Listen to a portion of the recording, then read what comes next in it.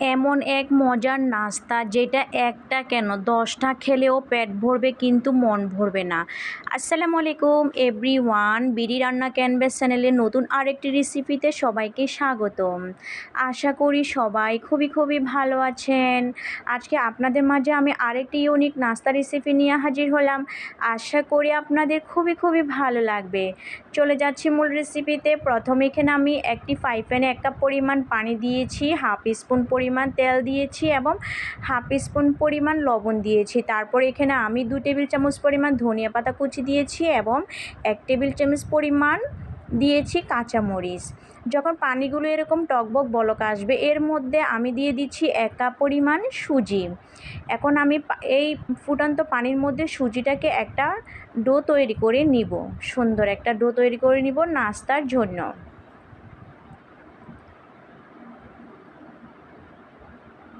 এই সুজির ডোটা অনবরত নেড়েচেড়ে নাড়তে হবে, না হয়তো আপনার ডোটা নিচে পড়া লেগে যাবে। সেজন্য মিডিয়াম টু লো আছে এভাবে করে সুজির একটা সুন্দর ডো তৈরি করে নিব। আশা করি আমার আজকের এই সহজ নাস্তা রেসিপিটা আপনাদের খুবই ভালো লাগবে। একেবারে ইউনিক একটা নাস্তা রেসিপি নিয়ে আপনাদের সাথে আমি হাজির হলাম। তারপর আমি সুজির ডোটা আমার তৈরি হওয়া শেষ। এখন আমি একটা বাটিতে নিয়ে নিচ্ছি।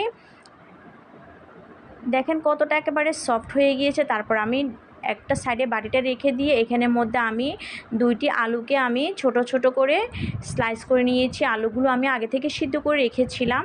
তারপর আমি আলুগুলোকে স্লাইস করে এখন আমি একটা কাটারের সাহায্যে আলুগুলোকে সুন্দরভাবে একেবারে ম্যাশ করে নিব।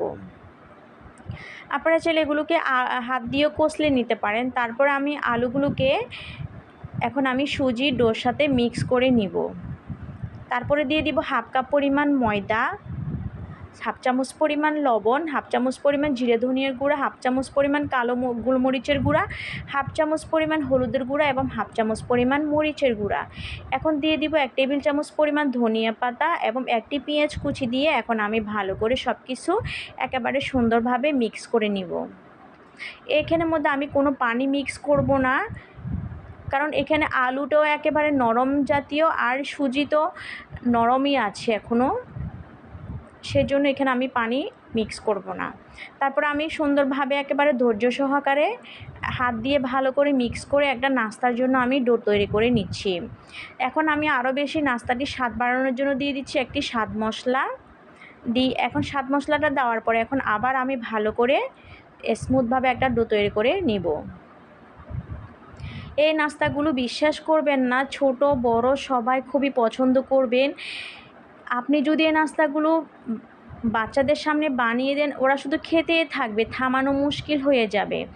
এ পর্যায়ে আমি দিয়ে দিব হাফ চামচ পরিমাণ বেকিং পাউডার। তারপর বেকিং পাউডারটা দেওয়ার পর আবার একটু ভালো করে একেবারে সুন্দরভাবে মিক্স করে নিচ্ছি।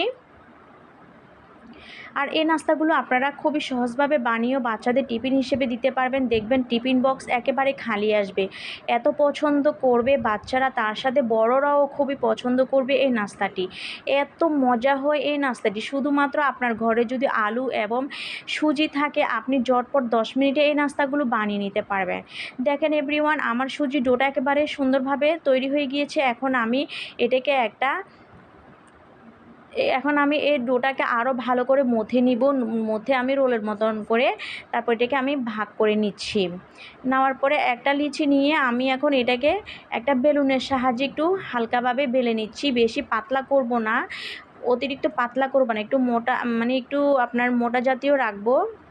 আমি এই রুটিটাকে বেশি পাতলা করব না। তারপর আমি ছুরির সাহায্যে এটাকে মাঝখান দিয়ে কেটে নিচ্ছি। তারপর আমি ত্রিভুজের মতন এগুলোকে সুন্দরভাবে কেটে নিচ্ছি। আপনারা আপনাদের যে কোনো পছন্দ মতো শেপে কেটে নিতে পারেন, তবে আমার কাছে এই শেপের নাস্তাটা ভীষণ সুন্দর লাগে, খেতেও অনেক লোভনীয় লাগে। দেখেন আমি কিভাবে কেটে নিয়েছি। আশা করি আপনারা খুবই সহজভাবে বুঝে নেবেন এভরিওয়ান। আমার নাস্তাগুলো কাটা শেষে এখন আমি প্লেটে তুলে নিচ্ছি। তারপর আরেকটা লিচি নিয়েছি। এখন আমি হাত দিয়ে একটু চ্যাপটা করে এখন আমি একটা বেলুনের সাহায্যে ছোট্ট একটা রুটি বানিয়ে নেব। দেখেন রুটিটা আমি বেশি মোটাও করি না, আবার বেশি অতিরিক্ত পাতলাও করি না, মিডিয়াম টু রাখতে হবে। তখন আপনার নাস্তাটা ভাজার সময় একেবারে সুন্দরভাবে ক্রিস্পি হবে। তারপরে আমি পছন্দ মতো শেপে কেটে নিচ্ছি।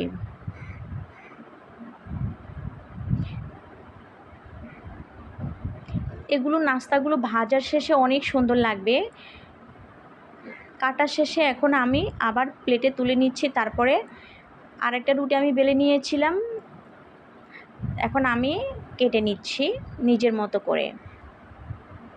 এভাবে করে আমি সবগুলো নাস্তা বানিয়ে নিয়েছি।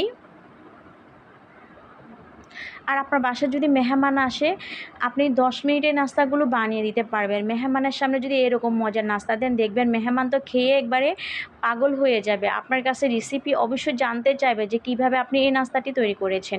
দেখেন এভরিওয়ান, এখানে আমি হাফ কাপ পরিমাণ ময়দা দিয়ে পানি দিয়ে আমি একটা পাতলা ব্যাটার তৈরি করে নিয়েছি। তারপরে আমি যে নাস্তাগুলো বানিয়েছি, এখন আমি এই পাতলা ব্যাটারের মধ্যে কোট করে আমি ব্রেড ক্রাম্বসে এগুলোকে কোট করে নিব।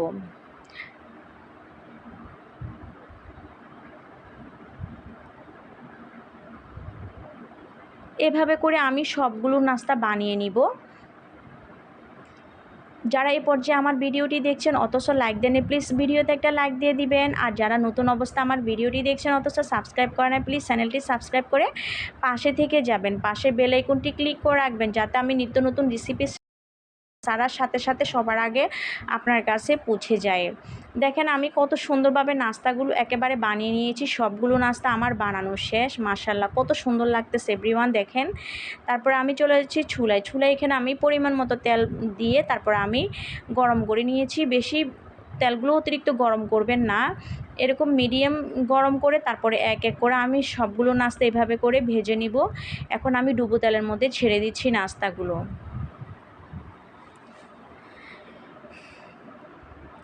আশা করি আমার আজকের এই নাস্তার রেসিপিটা আপনাদের খুবই ভালো লাগবে। আপনারা যদি এখনও পর্যন্ত যদি এই নাস্তাটি না বানিয়ে খান, তাহলে একবার হলো বাসায় ট্রাই করবেন, দেখবেন ছোট হতে বড় সবাই খুবই পছন্দ করবে এবং আপনার কাছে চেয়ে চেয়ে খাবে। একবার বানালে বারবার রিকোয়েস্ট করবে যে আবার বানানোর জন্য। আর বাচ্চারা তো খুবই পছন্দ করবে।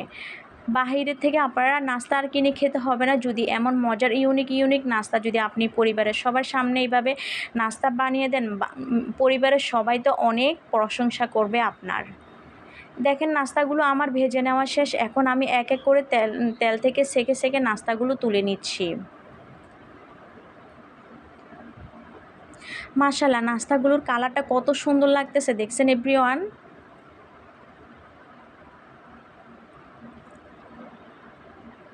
আর এই নাস্তাগুলো উপরে খুবই ক্রিস্পি, ভিতরে একেবারে নরম, খুবই জুসি। এত মজার নাস্তা, একবার খেলে এর স্বাদ আপনার মুখে সারা জীবন লেগেই থাকবে। বারবার ইচ্ছে করবে শুধু এই নাস্তাটি বানিয়ে খাই।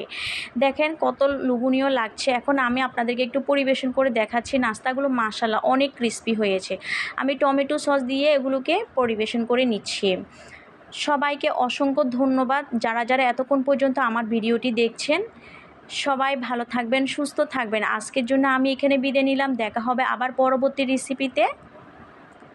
আল্লাহ হাফিজ, আসসালামু আলাইকুম। কেউ খাবার নষ্ট করবেন না, খাবারের শুরুতে বিসমিল্লাহ বলবেন।